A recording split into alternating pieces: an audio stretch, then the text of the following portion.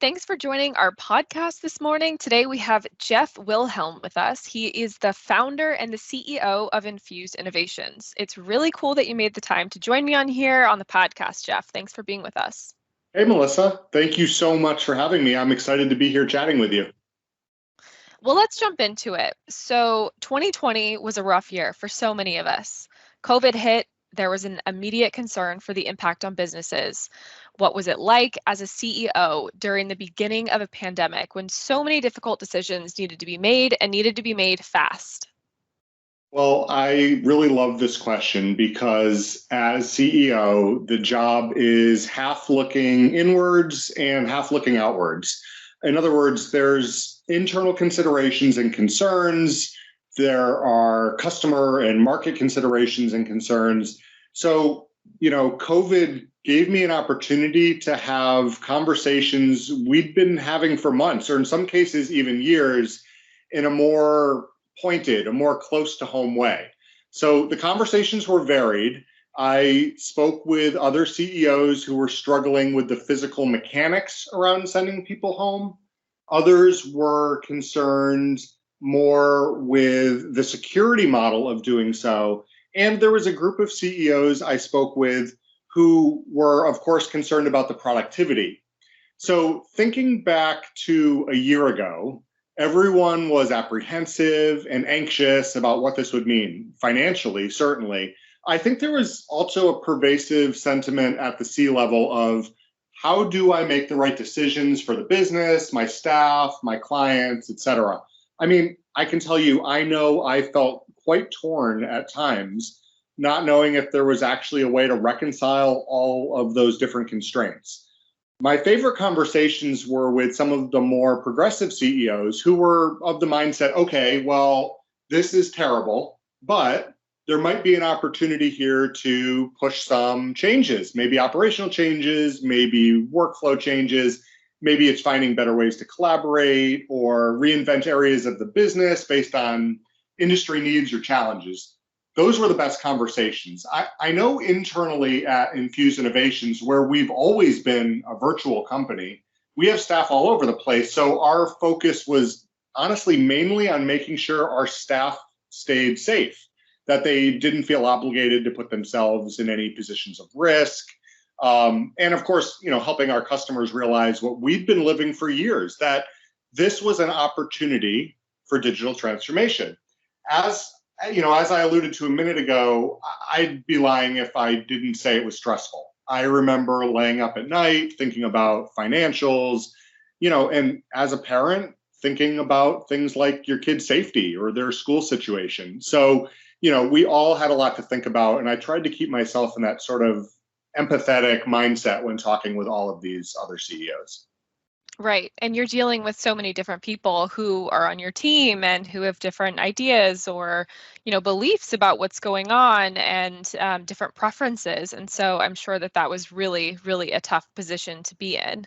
Considering our organization, Infused Innovations, was already set up for remote work, how much of a relief was that for you during a time when you were watching so many businesses either go under or struggle with implementing that technology to create a workforce that was remote as fast as possible? Well, it definitely made things easier. So when the world shut down in March 2020, we were getting calls from customers. They were saying things like, can you spin up 1,800 Windows virtual desktops over the weekend? Or can you ship us 100 laptops and have them automatically provision software and apply security and configure the user experience? A lot of them were asking what the right tool was for collaborating or conferencing. And one of my favorites was, can you move 20,000 phone lines from, vendor X into Microsoft Teams? Get to the phone calls without being in the office, of course. Besides the fact that the answer to all of those is yes, because we had a lot of experience delivering to customers, we were already delivering on those things internally. Of course, there were supply chain issues on hardware. I remember there were some resource constraints in the cloud. At times, legacy and innovation kind of butted heads, it felt like. But, we have a talented, curious, innovative, creative staff. So I think everyone came out better on the other side. The position we were in made it easier, both easier to deliver to customers because we didn't really have to change anything on our side to keep working, and easier to deliver to customers because we had experience with that model of work. All of the initial panic that I think we felt coming from customers in the first few months pretty quickly gave way to a sense of relief at, and I'll use air quotes here, at the new normal. And then a sense of opportunity and innovation around what some of these new platforms and tools could afford organizations, whether it was in terms of flexibility or analytics or workflow improvements, that started to settle in. So it was an exciting time. But yeah, I mean, for a lot of these organizations that we were working with, there was definitely some stress going back a year. And I think for any growth, whether it's business, personal, whatever it is, I think that there's this area that you have to break through or disrupt or get through. And that sounds like it speaks to kind of what was going on in order for businesses to see what's on the other end of that and how these tools can really help their businesses grow. Right. Yeah. And that's a really good point because, I've seen that meme out there that's like, what was most instrumental to your digital transformation strategy? And it's like, option A, your CTO, option B, your CEO, right? Option C, it's like COVID, right? And I saw that one. It's and as crazy as it is, it's like this crazy world we've been living in for the last year was an accelerator, right? It was sort of a moment of inflection or realization that maybe there is a better way to be doing some of these things, and this is an opportunity if we can make it one, right? So yeah, you're absolutely right. I love that. It's an opportunity for growth and transformation. From your perspective as a leader of an organization that helps other businesses digitally transform, right, which is a lot of what we're talking about, what were the major costs or losses from organizations that essentially waited until an incident like COVID to finally start their digital transformation and implementation of that remote technology compared to those who had already started that process? Right. So this one was probably a bit of a, palm to forehead moment for some of the CEOs and CIOs and CISOs that I spoke with. So, we were literally revisiting conversations we'd probably had, in the 12 or 18 months leading up to the pandemic, and obviously trying to avoid saying, told you so, right? We had been talking about digital transformation. We'd been talking about the power of data. We'd been talking about automation, breaking down barriers, unified collaboration, platforms, services. What is zero trust, right? We were talking about all those things for, almost 2 years before the pandemic. But, until some of these businesses were forced to invest, a lot of them had just been putting it off, right? I mean, I get it. Of course, like businesses have to prioritize spend. We all do, right? Industries change. There are other challenges. Frankly, some organizations see technology and security as cost centers, right? Not worthy of investing in. But, we've all seen the news, right? Data breaches, hacks, compromises. It's crazy. Like you can't even go a week without seeing that stuff in the media. But many organizations still don't understand why, for example, zero trust is a better model than the old way of doing things, right? I hear all the time, my IT people tell me we have good antivirus, we have a good firewall, we're fine, right? And then I kind of mentally wait for the next call, right? It's going to be about ransomware or some phishing attack or whatever it might be. Zero trust is all about identity being the perimeter, not relying on, sort of the old way of doing things. We're all mobile. So organizations that, fortuitously started this process, even a few months before COVID hit, they were much, much better prepared.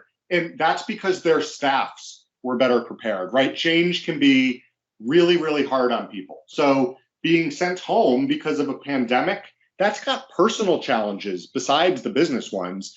You're layering changes of communication and process and how you get support, all that stuff. At the same time, it's never easy. We've all seen stories of businesses that have thrived. We've also seen stories of businesses that have not done as well. And of course, there are different variables to every story. But I can tell you that from my perspective, the customers we have worked with, they're all doing better. I mean that financially. I mean that operationally. I mean it organizationally. And, most of the cases I can think of, I even mean it culturally, which is really a hard thing to do at scale with staff being geographically disparate, not in a physical office. But I believe that's true of our customers post-COVID, more so than even pre-COVID. So as we're talking about organizations being prepared, what are the top tools and technologies that you suggest that organizations should have implemented, as we forge into 2021 and beyond with a workforce that, for better words, has been shaken, challenged, and disrupted? So I always try to avoid talking about specific vendors or products with customers, not because I don't have strong feelings about certain ones, but mostly because my conversations with customers are often around, what are you trying to accomplish? So if I come in assuming anything, a product, a specific vendor, whatever it might be, I feel like it always adds that color, that bias on both sides. You are absolutely right, though, right? Different tools, different technologies, they can accomplish things in different ways. So I'm really glad to be asked about this. I will add one more T to your list besides tools and technologies. I will add techniques. If we think about digital transformation as the means by which business and technology can align to realize opportunities, right? And I know Phil talked at length about this on your last podcast. We have to first start from defining the current state of the business. And then, of course, we absolutely have to talk about the future and the desired state. So the first T, which I will call techniques, is really just brainstorming and workshops. And we call these art of the possible workshops. They are what I like to call sort of safe space conversations where people can really have a consequence-free brainstorming session, usually with the C-suite and us, and we really try to dive in on, what does your business look like? Like, actually, if you were starting your business today, what might it look like? It's really, really refreshing to let people be, I guess, unencumbered by history or legacy or baggage or the problems they're dealing with in the moment, the today stuff. So first, we try to tease out where they are going as a business, right? It might take 2 hours, it might take 10 hours, but because everything we're doing requires executive level buy-in, we really need to make sure we're confident that we have enough information before we start making recommendations. I should also add here, like, sometimes we will get halfway into these art of the possible workshops and realize that the business just doesn't have enough or the right information to make these determinations. Data is so critically important to making fact-based decisions, especially when you're talking about the next 5-10 years of a business. We have worked with clients where we get 4 hours into a workshop and nobody can answer key questions that are, what I would call branching decisions. Do we do X? Do we do Y? Right? Nobody knows for sure because the data isn't clear. It's not available. But, I would say this is way too important to give up on or guess, right? So we put a pause on the workshop and we try to figure out how to get access to that data. We have built entire ETL processes. ETL is extract, transform, load, right? We've created entire ETL processes, entire data dashboards, entire KPIs, solely to try and understand and answer the questions required to even start digitally transforming an organization. But what's cool is because we expose all of this work to key staff, we are actually digitally transforming their businesses in new and unique ways using data, treating it as a business asset before we've actually even started the digital transformation engagement, just as a byproduct of these workshops. So, like, on the other side of that workshop that I just spent way too long talking about, depending on where an organization is in their growth curve, their life cycle, right, what their staff makeup is, how digitally native they are, what sort of workflows or operations or current systems or vendor or partner integrations, hundreds of things, right? Depending on where they are, will depend on, in many cases, what tools and technologies, to your question, and the order of operations around implementation of those tools and technologies might be. So I have to say, honestly, it's the most fun that I have working with customers on these workshops and imagining what could be. I know this is like a super long answer to your tools and technologies question, but there's so much effort we put into helping these businesses, not only because we're in it for the long haul, but we really want them to be better in every possible way. They're putting their trust in us to help them. So, I mentioned whiteboarding out of ideas. Obviously, that's not very high tech, right? It's whiteboarding, although we do add, some digital aspects to that to make, data capture a little bit easier. I mentioned data and analytics as tools to make better decisions, and that's really not the most amazingly innovative thing, although we have super talented data people on staff that can tell great stories with data. Or, as I like to say, transform data into information and information into intelligence. But anyway, that's one part of the process. And then we look at process mapping to understand areas for improvement, which also, again, isn't necessarily something overly new. But when we start talking about taking all of that stuff and then, bringing in things like unified collaboration or, ubiquitous access to intelligence, breaking down silos, whether it's of data, of process, whatever, improving workflows, adding automation, increasing visibility, better ways to service customers, improving customer experiences, cutting costs, even things like reducing environmental impact. Like, it gets really, really exciting. To answer your question, though, since I realize now I'm off on a bit of a tangent here, this is our job to do on their behalf, picking tools and technologies that work with their organization's needs. That's our job, right? I like to tell organizations that any tool that moves their organization forward could be a good tool as long as there is support for a couple of key things. So I like to look at open data, open APIs, open authentication, and the security model. So I'll go through those really quick. Like, open authentication means, for example, can we use single sign-on? Can we use, OAuth or SAML, directory services, right? Integrating it into an existing authentication and security model. So we don't have a silo of credentials or standalone security. Open data, that means, will we be able to access the data that we're talking about, reporting on it externally, creating dashboards or KPIs, or are we going to be forced to adopt yet another tool with yet another reporting method with locked in data, right? We want to reduce silos of data. We want to reduce vendor lock-in, especially if we want to move them to another solution in the future or integrate it. And then open APIs, that just means, does this platform we're talking about, or this product we're talking about, or this service we're talking about, does it have the ability to integrate with other platforms, other processes, other automations or workflows or whatever? Those are probably the key lenses I look at when we talk about tools and technologies. Of course, all of this is assuming that the technology itself that we're evaluating meets the needs of the business. Wow. Thank you for explaining all that, Jeff. It always amazes me how much the Infused team is doing for their clients and the amount of energy that goes into making sure that, clients are taken care of and tailored to. I mean, it's so specific what each business needs and how to meet those needs. So I appreciate you going in depth about that. Many employees were laid off. They were left without work, or they had to switch industries as a result of the pandemic. For instance, anyone in the entertainment industry or the restaurant industry, or people who worked in retail stores and non-essential workers. And it needs not be said that there's been this mindset shift in employees as well, as they enter or re-enter the workforce. So with that being said, how do you think the year 2020 and, part of 2021 has shifted the landscape of the workforce? And how do you think that leaders such as yourself, executives, business owners should be preparing for this mindset shift?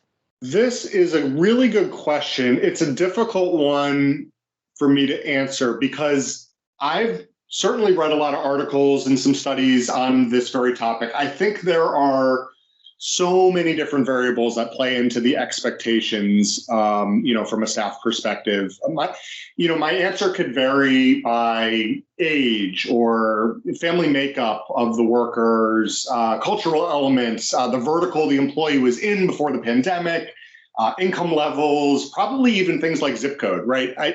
I'm going to try and be a bit generalized in my response. I know it will not apply to all cases, but I really want to avoid painting with super broad brushes here. I do see a new normal in a lot of the businesses we work with. I'm thinking about a customer of ours who had like, I think it was 28 or 30 offices up and down the Eastern Seaboard. Some of them were in quite expensive, real estate areas. They sent everyone home. It was like a Friday night. They were like, we're sending everyone home. No one's coming back on Monday. With the right equipment, technologies, tools, the stuff you were just asking me about before, right? But also things like implementation and security, care and feeding of an environment. Their staff is just as productive now as they were before the pandemic. But think about that, right? That's 28 or 30 offices. They could be saving probably millions of dollars a year on office space, right? It's obviously in this case something that's good for their business isn't really all that good for a different business, right? The office space rental leasing market, right? In that example. But any smart business owner is obviously going to be looking at cost savings and sort of everything that goes along with it. Some staff would totally thrive in that sort of a work environment, right? Being home and flexibility, having flexibility, I should say, right? Being judged on their output and their contribution instead of like hours in the office. There's a feeling that your employer sort of trusts you on delivering, right? In that sort of a case. But there are also workers that really need that office environment, or at least be able to have a quiet space to work outside the house, collaborate with coworkers directly, that kind of thing. Technology can solve for a lot, but if you can't stand working from a home office, that's a hard one to overcome. Having smaller office spaces with more, I guess I would say, like digitally thoughtful work and collaboration space, less people being forced to be in the office at a certain time, having a more on-demand office experience, I guess I would say, which ultimately could be a safer one too, right? When you talk about like just things like square feet per in-person staff, right? Things like that with COVID and everything, right? There's a lot to think about there. And let's not forget about culture. Just because your staff goes and works from home doesn't mean culture goes away. It might even be more important to sort of I shouldn't say enforce, but, sort of a more important thing to think about. And frankly, anyone that's trying to force office culture, probably has some challenges anyway, whether you're in the office or not. HR should absolutely be putting aside money to do things that are, I guess I would say, sort of unexpected, right? Like every month here at Infused Innovations, we give real money in the form of points, but it translates to real dollars. We give this real money to every single member of the staff, and they have to dole it out as reward to other members of the staff over the course of the month.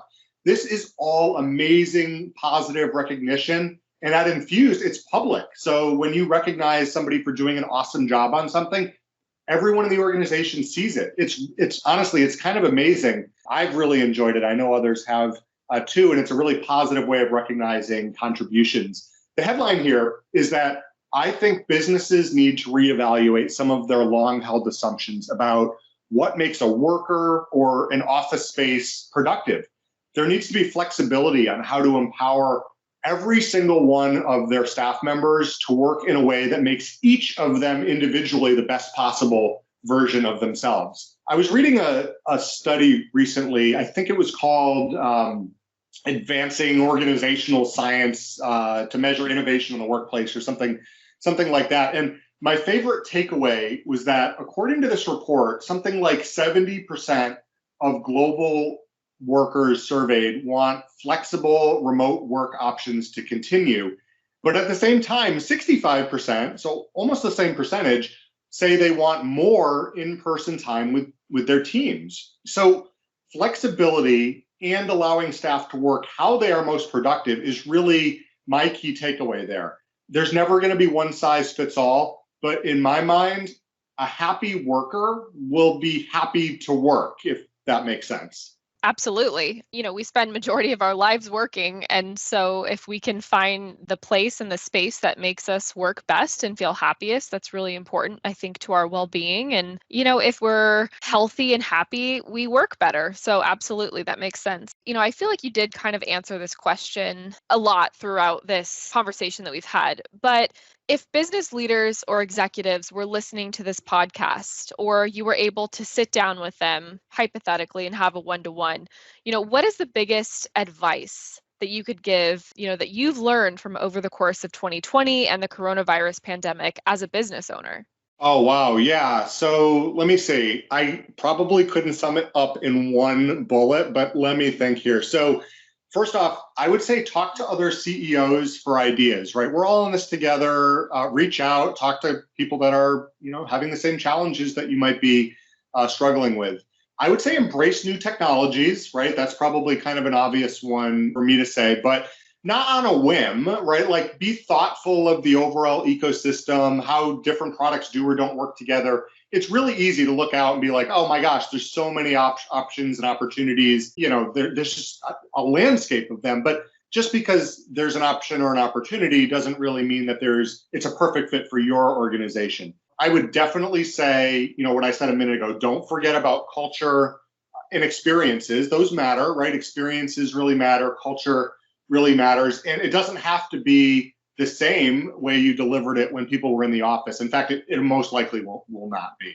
I would say experiment with new programs, maybe in small pilot groups, depending on how large your organization is. But a little experimentation is kind of, I guess it's the spice of work life, let's say, when you're working from home.